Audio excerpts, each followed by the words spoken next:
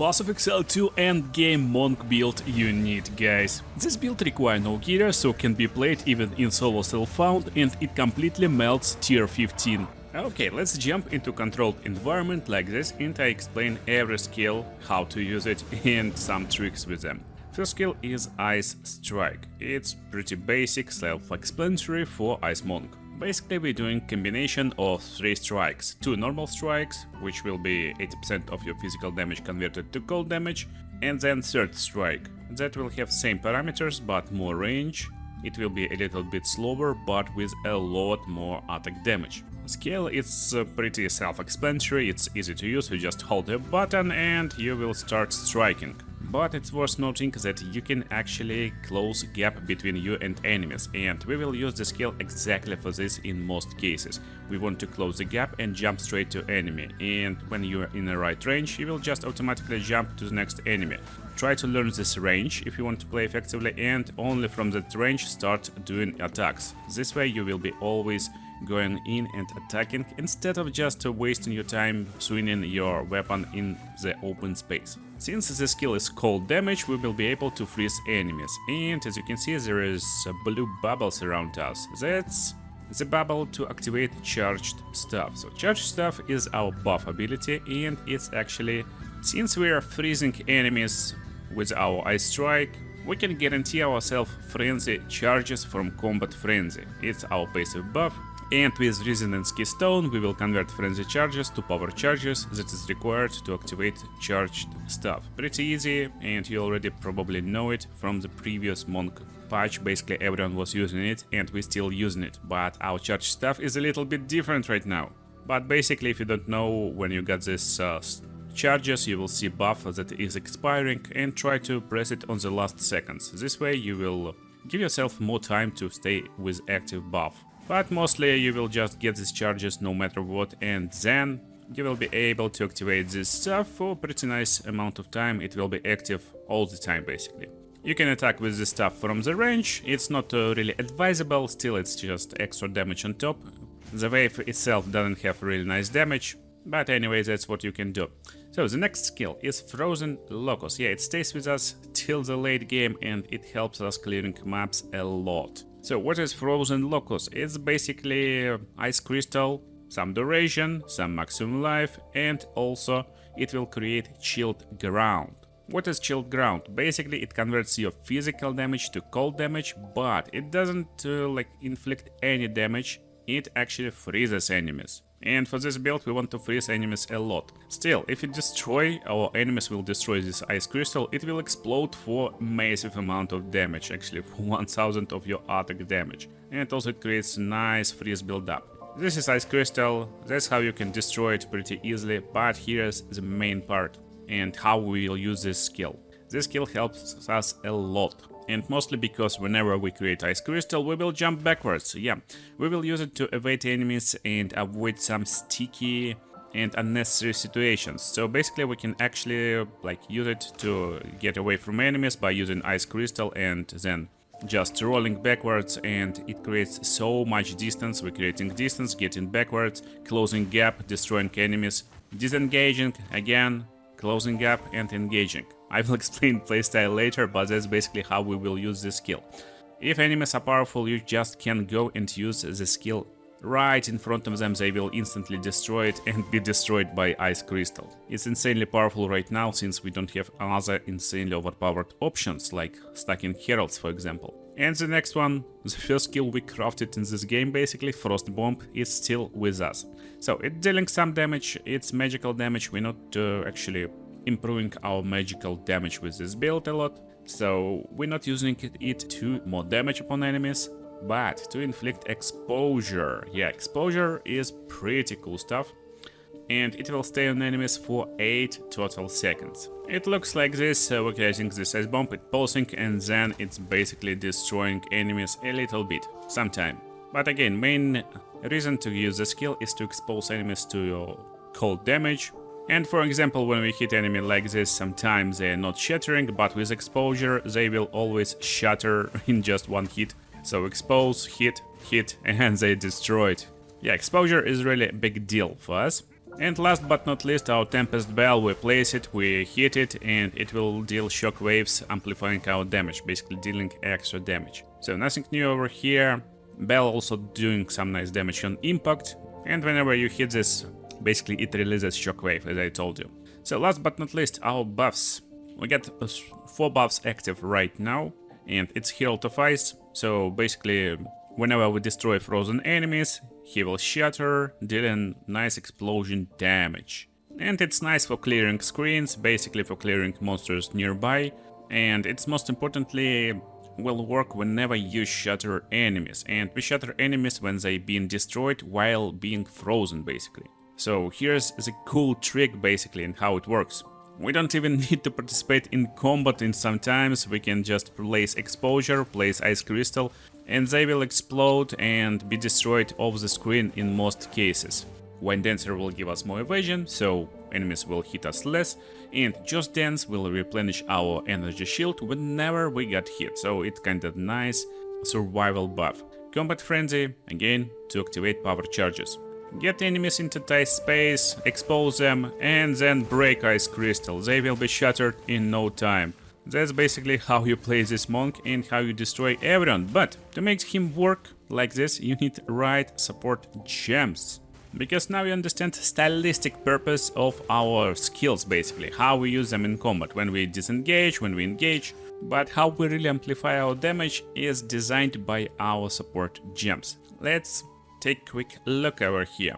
Ice Strike is main damaging ability, so we need to attack faster. Martial Tempo is our first support gem, self-explanatory. Then we get Concentrated Effect. We don't care about area of effect of the skill a lot, we want this more damage, and 30% more damage is the best buff we can get.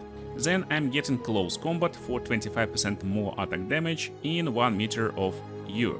Basically attacking in 1 meter radius anyway, so it's another biggest damaging buff. And last but not least, we're always freezing enemies with this skill, so we will get extra 35% of damage as cold damage for 5 seconds if we're using Ice Bite. Another cool support gem, it's new one, you can use it also, it's pretty fun one.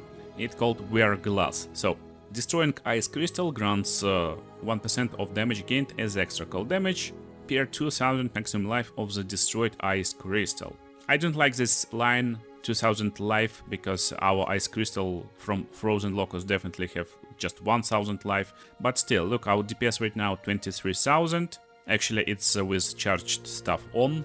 In reality it's just 21,000, but whenever we place ice crystal we destroy it, we jump straight to 27,000. Yeah.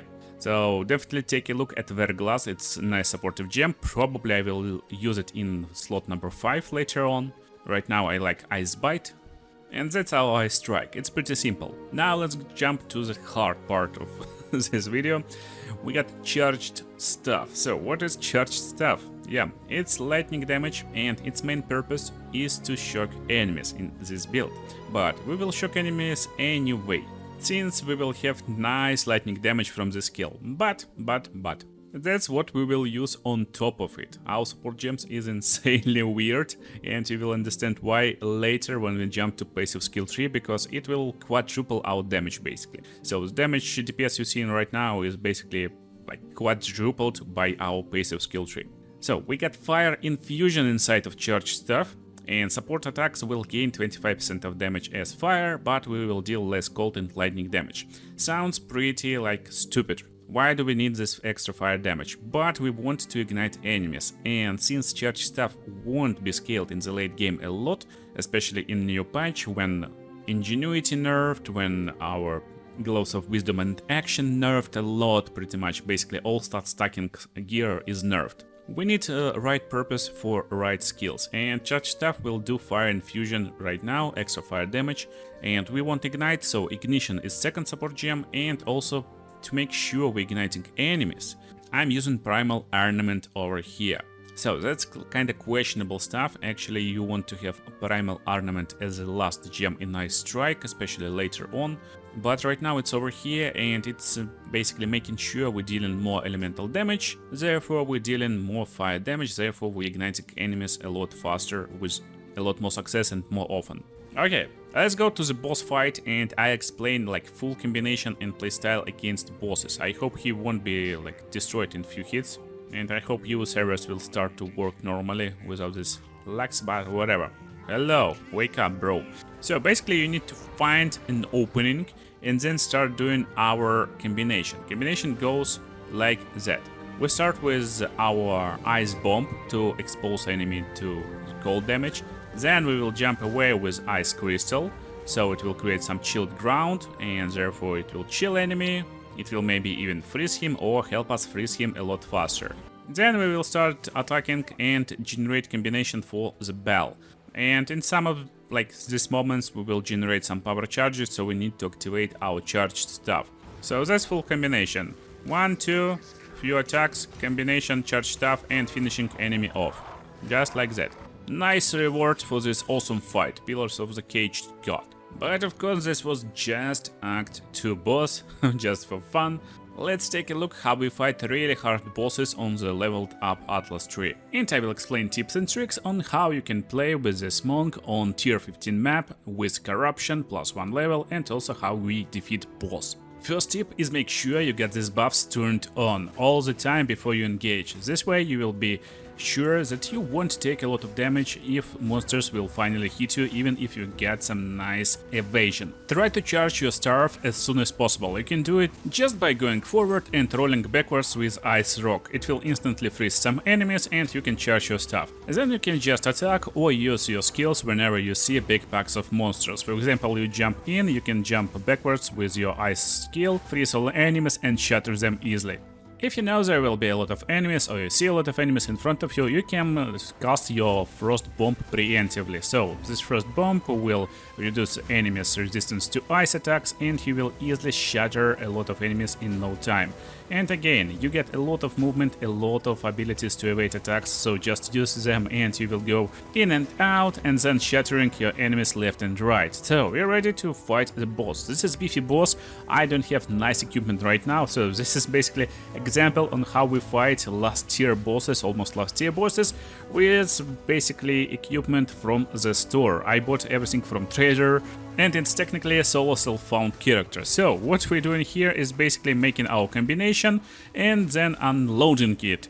Full combination will end around 1.5-2 million of damage, and this is enough to drop a boss to half of HP most of the time at this point of the game. Then just run around, since we're focusing a lot on move speed, more on that later on passive skill tree part of this video, and then charge your stuff, make all ice skills, put your bell and unleash.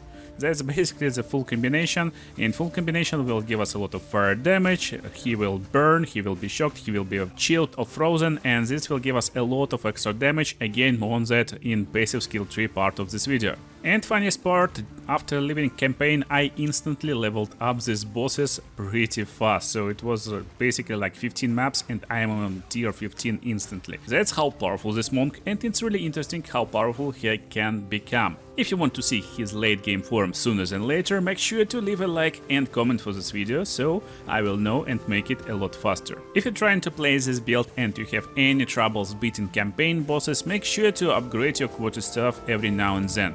If you do combination right, that's how you will defeat campaign bosses. It's exact same monk, but in campaign. You're basically looking how much damage he can output at level 50, and you won't have any troubles if you link your perfect combinations correctly. Just freeze, chill, ignite, and this will create a lot of extra damage and you will easily defeat any boss in the game. If you're having troubles on maps after you finished campaign, make sure you're using your terrain correctly. Right now I'm playing map and I don't have any resistances at all. Actually it's negative resistance, but I'm using this narrow pass to put my ice bomb combinations and I'm getting back from enemies. Again, you don't need to strike them in middle range, you can just put these ice bombs, make them vulnerable to your cold damage, and look at them, they basically shattered in the place. And that's crazy how powerful we can be. We're dropping our bell on elite enemies, and that's basically how we clear maps. It's around like tier 5 map, tier 6 map, right after I left campaign. So just be smart, you're a monk after all, try to use your skills wisely, and you just don't need to go always hand to hand with enemies. Use your ice skills, reduce defense and shatter enemies with ice rock and this frost bomb. Damage is insane and we're basically destroying enemies without any problems. Right now it feels a lot easier, but that's one of my first juiced yellow maps, so rare map with a lot of crazy and really hard monsters, with some crazy attacks on them, and they are sometimes very fast. And I decided to put this footage over here just for you, so you can see how this monk will feel right after the campaign. Because you know, I could just record footage today, he's a lot stronger right now, I got a lot better gear, but what will happen? You probably will try it yourself and see that, whoa, this build does not work. Yeah, it works, I really test my builds and design them so they're not benefiting from equipment a lot, so you can just respect your character and go try this build yourself. But it's really important to understand how the build works and how we achieve our damage multiplication all the time. And that's achieved by correct notes on passive skill tree. Passive skill tree that I'm actually running right now at tier 16, tier 15 maps. Our ascension is Invoker and we're going with more chill effect, magnitude of chill effect we inflict, and of course with more damage is extra cold damage, and when freezing enemies we're creating chilled ground. So again, that's another source of chilled ground that chills enemies, and we want this chilling ground all the time for extra effect on them. Also we get an I Am the Thunder for extra lightning damage and chance to shock enemies. And as of right now, while I haven't finished my full ascension yet, I'm running with increased evasion and maximum energy shield and Lead Me Through the Grace. It gives us more spirit to use. It got nerfed a lot, so we don't have access to 250 spirit, but you can easily get around 140 and that's fine, and mostly we're taking this road to get more evasion and energy shield right now. Now let's take a look at this big weird tree. So this tree is really weird, but it got its own purposes in every cluster we're taking right now, and let me explain why we're taking them and when we're taking them. So initially we got this road over here to go faster into this herald damage and also quarter staff road, because it's closer to our initial road, but consult my leveling guide for this. Now, what we got here right now, basically early game skill speed and attack damage, but in the late game when you start to hit hard, critical damage bonus is a lot more powerful than just 8% attack damage. And we're speccing this guy into critical hit, boss destroyer, boss melter later on. So then we're going forward with more critical hit chance, and we're finally arriving over here.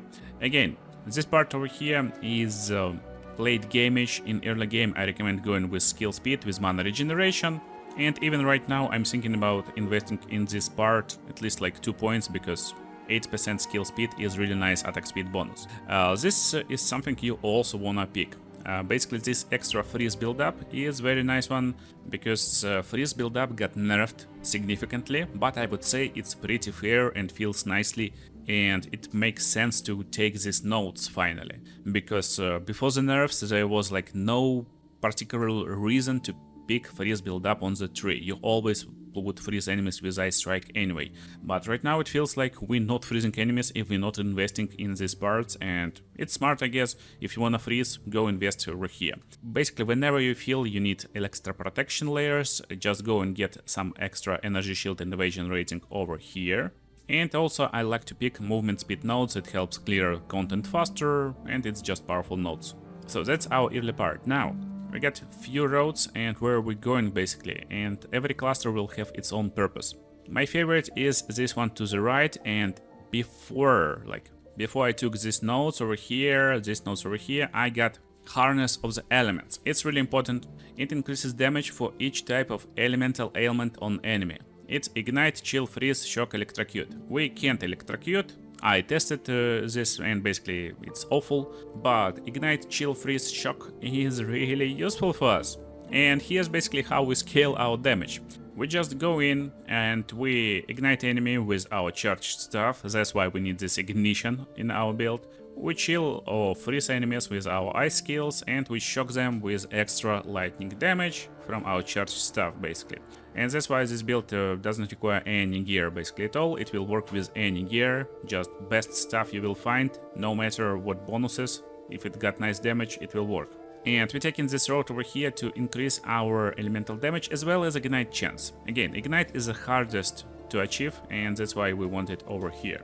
Just yesterday I was using also this part of the road to increase a little bit of elemental damage, and we can arrive to these attribute points as well as movement speed and increased evasion rating. I used this Jewel socket, and there's nice, really juicy critical damage bonus tree, and also 60% increased critical damage bonus. Here is attack damage and elemental damage with attacks. So it's actually pretty cool ones, but we don't have points for this, and probably we won't go over here because it takes so much time. But that's what you may take a look at. So then this cluster is insanely insane. First of all, we got attack damage that will not only increase our damage significantly, but will give us ability to blind enemies on hit with attacks. That's a powerful one. So now we also will have ability to blind enemies, therefore it will help our survival. But not only our survival, but also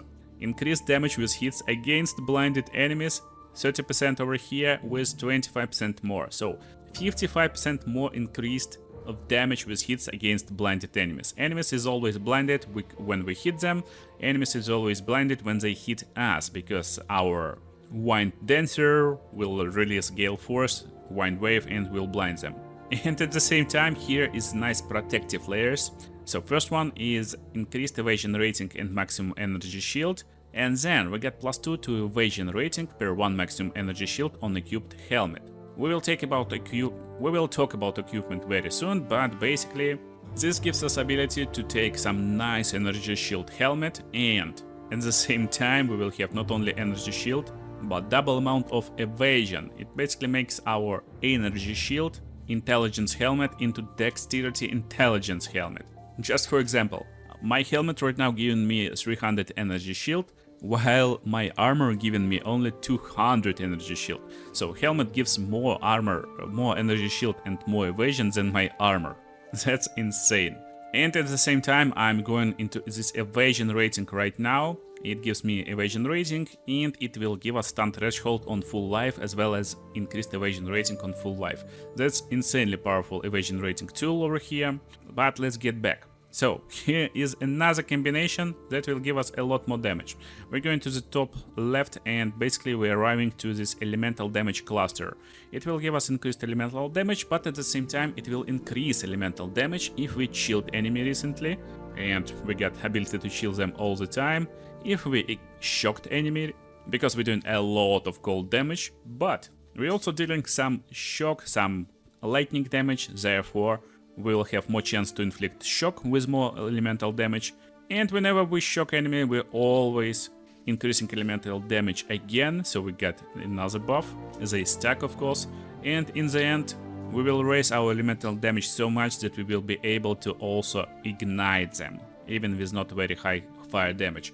And whenever we ignite them, we're also increasing our elemental damage, therefore we're basically getting a lot of extra elemental damage over here, combined with extra damage on top increased on our enemies when they got these debuffs on them. So another useful part of course is this critical damage bonus, and definitely we want to pick this later on when we get better equipment, but for now we're going to the top right and we're arriving over here. Of course we're taking resonance to activate power charges, and this is night critical damaging part. Just copy this picture over here. Basically we want to take 10 dexterity, 10 intelligence, and all best critical damage bonuses. Critical damage bonus is a lot better than critical hit chance in the late game especially, so just invest over here. If you think you're not landing lots of critical hits, basically you can invest also in this part for more attack speed and 10 strength, or for more attack damage on full life. And then we're going to the top right, and here is Eternal Yos, and this is actually very important stuff. Basically we're playing mix of life and energy shield with this build. You can use flasks only on life, and we will have a lot more energy shield than life most of the time, and therefore while we definitely want some nice extra life on our gear to increase our life, we want overall to have around like 3.5k, around 4k effective HP, life plus energy shield, to be able to clear 15 maps. but I found a map with bleed on it, and whenever monsters with bleed hit you, it goes past energy shield. So there's two options how we mitigate it. We can have chaos inoculation to have immunity to chaos damage and bleeding, and maximum life will become 1. So we don't need any extra life on our gear when we take this, and then we just need to stack our energy shield as high as possible, and then we take eternal use, of course, to recharge energy shield with flasks. But right now I'm running without chaos inoculation for more extra effective HP, since my gear is not perfect. I'm playing solo self-found and still getting our gear and still exploring and getting gear better and better. So that's choices for later stages of the game, or if you want to invest in the build and get the perfect gear. You can just go chaos inoculation, no chaos resistance on your gear, because you are immune to chaos damage, and just get best energy shield possible. So let's talk about damaging nodes that we've taken. We're going to the bottom right first and taking this quarterstaff tree. First of all, we're getting this nice increased attack speed, knockback, but also freeze build up and increased defenses over here. Defenses is really important because if you take a look at our stats, basically we have 77 evasion right now and 2000 energy shield. And that's without one with the river, but if we take one with the river, we instantly getting 20% more energy shield, a little bit more evasion, but actually it depends on the zone, there's a lot more evasion, so that's really powerful and useful node. At the bottom, we definitely taking martial artistry for more critical damage bonus, and then we can spec into this critical hit chance, critical damage bonuses over here. Another important damaging part will be over here.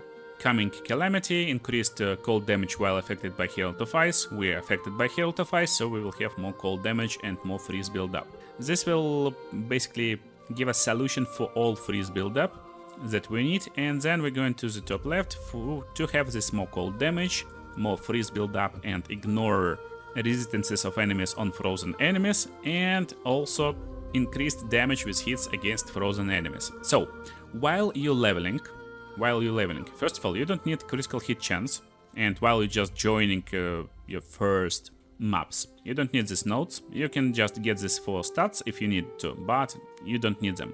And technically you don't need almost any protective nodes. I would take this helmet node, I would take few others probably, but when you're just starting mapping, you can play with just offense. And I started mapping with 0 resistances basically. But after reaching around level 70, you will start noticing that from tier 6, tier 7 maps, you need more resistances, you need more protection. And that's what we want to pick basically. We want to pick this increased evasion rating and increased dexterity. I just need more dexterity points to wield my weapons, wield my armors, so I took this to have more dexterity, but that's really powerful node over here. So then, I already talked about this cluster, but that's not most important cluster. We want to actually maximize our energy shield and evasion at the same time. Therefore, we're getting this increased evasion and energy shield cluster over here. It will increase our evasion a lot and at the same time increase energy shield. And also, you can pick this one to have more movement speed. Later on, you can just remove it if you don't need this extra movement speed, since it's not giving us a lot of protection actually. So another protective layer which is really important over here near eternal use, and you want to have this maximum energy shield, evasion rating, and you will have +1 maximum energy shield per 12 points in evasion rating on equipped body armor, which also raises power of our body armor a lot. And if you still feel weak, then you can just go over here and get more evasion and energy shield, and that's really most powerful evasion and energy shield node. So it will depend on your gear, you just need to decide. If you're experiencing any problems in survival, just go and use these survival nodes I just described. If not, then instead you can go and invest in critical hit finally. But overall strategy for late game stacking is to remove survival nodes whenever you can. For example, this evasion rating can be removed later on, and we spec into this critical damage bonus over here, and definitely into this critical damage bonus over here, and also into this critical hit chance and critical damage bonus over here. It gives us a nice critical hit chance basically. And that's technically everything we need. If you think your gear is completely insane, you can actually remove almost all protective nodes and even go over here with more elemental damage and finally with insane critical damage bonus over here. But that's the story for perfect build later on. Now let's talk about gear. So, it will be really quick. On quarterstaff, what you're looking for is increased physical damage. You want high level quarterstaff with high increased physical damage, more than 100%. It will basically double your physical damage on quarterstaff, and you can increase it even more with quality on your weapon, as well as the runes with increased physical damage. That's our baseline to have nice damage with our cold strike, because it will convert our physical damage to cold damage. Then, to increase our chance to shock, I really like lightning damage on my quarterstaffs. You can go for more cold damage to increase glaciation, but it's definitely not needed. I would suggest you having lightning damage. And then last but not least is increased elemental damage with attacks. Don't go for insane physical damage numbers, you want this 100% increased elemental damage with attacks or even more, and this is kinda secret because it's never calculating in your DPS on your trade website. And I always suggest looking for quarterstaffs like this, and you can buy them for like pretty cheap and nice prices, because it will list you something like 200 DPS when in reality it's like 400 DPS. And on the bottom I right now got awful buffs, basically damages mana, stun build up and stuff like this. What you're looking for on the bottom is attack speed, critical hit chance and critical damage bonus. That's what you're looking for your perfect quarterstaff. Improved melee skill level also should be nice in this patch, because they lowered mana costs, so probably it will be fine, but I haven't tested yet. And this is my new quarterstaff, this is my old quarterstaff, so that's the quarterstaff basically of level 55. I bought it from the shop actually, so I just used my shopping list, I found it in the shop, dropped a few exalts, got nice damage, overall like some dexterity. Dropped some runes on it, increased quality, and I used this quarterstaff basically up to tier 15 maps when I finally dropped this one. Now, what is really important is your belt. You want to find utility belt. And utility belt with extra life, increased flask recovery rates, and also resistances. That's like what you're looking for on your belt. Utility belt is important, so you can spam your bottles whenever you got hit and you will recharge your energy shield. Then boots. Can be evasion energy shield mix. They can be just energy shield, so you have more energy shield, especially if you're opting for eternal for 1 HP playstyle. But right now that's the best boots I got, and dexterity boots also nice. Stacking more evasion is really smart move you can make in this build, and having around 80% evasion is insane and will save you a lot of time. So, the boots, you're just looking for nice movement speed so you can run faster and you can evade enemies, elevate attacks and find opportunities against bosses. And of course, resistances. For gloves, while you can go for nice resistances in gloves, it's also nice to have some extra damage in them. That's why on my gloves I got a pretty crazy combination of extra physical damage, fire and cold damage, as well as increased critical damage bonus, some intelligence and fire resistance. But basically on gloves you're looking for resistances and some extra fire, cold, lightning damage to your attacks. Critical damage bonus is also nice, attack speed is also nice, so gloves is part of our damaging like stuff. We can turn off gloves and Ice Strike DPS will be dropped by like 20 or like around 20%. So then, body armor. I like mix evasion energy shield, and that's what I suggest you to have, with nice resistances. That's it. You need to have nice energy shield and evasion rating on it, as well as some cool resistance. This is awful body armor, but I corrupted it, I got 3 slots, so I can insert runes to have my resistances up. And for helmet, we're going for energy shield helmet, right after we get in passive skill tree nodes that will give us evasion from this energy shield. Before, I would just run dexterity intelligence with mix of intelligence and energy shield. With mix of energy shield and evasion. And finally our jewelry. So for jewelry, I like to have extra cold damage to attacks on it. We don't need any extra lightning, we shock enemies pretty constantly, but extra cold damage is nice for this build. And you also want some resistances on your rings, that's basically it. Another cool ring I got is increased lightning damage to attacks, but also it will increase our cold damage. And it got increased fire damage, so it also works. And for amulet, again, pick whatever you like. For amulet you're looking for extra resistances, but also my amulet got some nice bonuses to energy shield, maximum energy shield, so it also works. Some protection, some basically resistances is what you look for on your amulet. Now, to make sure you can run tier 16 maps, you want to have around 3.5 4k effective HP, combined energy shield and life. You want to have around 70% of evasion over here when you're just starting out, and you will have a lot more evasion on the map when Wind Dancer will start to charge up. And for resistances, you want to cap all resistances at 75%. So that's like bare minimum you want to have when you start mapping at tier 15. Before tier 15 maps, I ran like tier 12 maps with resistances at around 20%.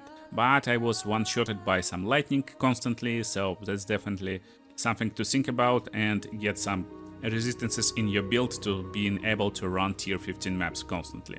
And technically, that's it. Insane boss melter, I hope you enjoyed it, and make sure to subscribe and leave a comment if you want to see this build develop into a late game monster. Or right now you can just go and watch other video on the screen right now, it's also cool build, maybe you will want to play in this one instead.